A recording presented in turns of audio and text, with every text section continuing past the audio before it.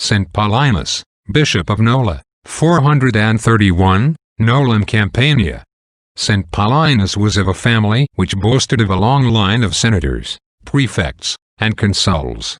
He was educated with great care, and his genius and eloquence, in prose and verse, were the admiration of St. Jerome and St. Augustine. He had more than doubled his wealth by marriage, and was one of the foremost men of his time. Though he was the chosen friend of saints, and had a great devotion to St. Felix of Nola, he was still only a catechumen, trying to serve two masters. But God drew him to himself along the way of sorrows and trials. He received baptism, withdrew into Spain to be alone, and then, in consort with his holy wife, sold all their vast estates in various parts of the empire, distributing their proceeds so prudently that St. Jerome says east and west were filled with his alms. He was then ordained priest, and retired to Nola in Campania.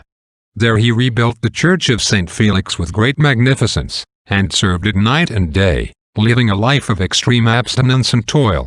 In 409 he was chosen bishop, and for more than 30 years so ruled as to be conspicuous in an age blessed with many great and wise bishops. St. Gregory the Great tells us that when the Vandals of Africa had made a descent on Campania, Paulinus spent all he had in relieving the distress of his people and redeeming them from slavery. At last there came a poor widow. Her only son had been carried off by the son-in-law of the Vandal king. "Such as I have I give thee," said the saint to her.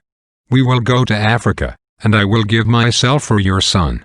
Having overborne her resistance, they went, and Paulinus was accepted in place of the widow's son, and employed as gardener. After a time the king found out, by divine interposition, that his son-in-law's slave was the great bishop of Nola. He at once set him free, granting him also the freedom of all the townsmen of Nola who were in slavery.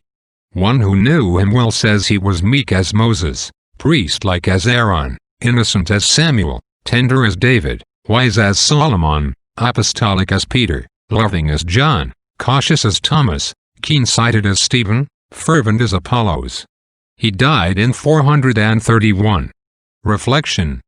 Go to Campania, writes St. Augustine. There study Paulinus, the choice servant of God. With what generosity, with what still greater humility, he has flung from him the burden of this world's grandeurs to take on him the yoke of Christ, and in his service how serene and unobtrusive his life. Amen.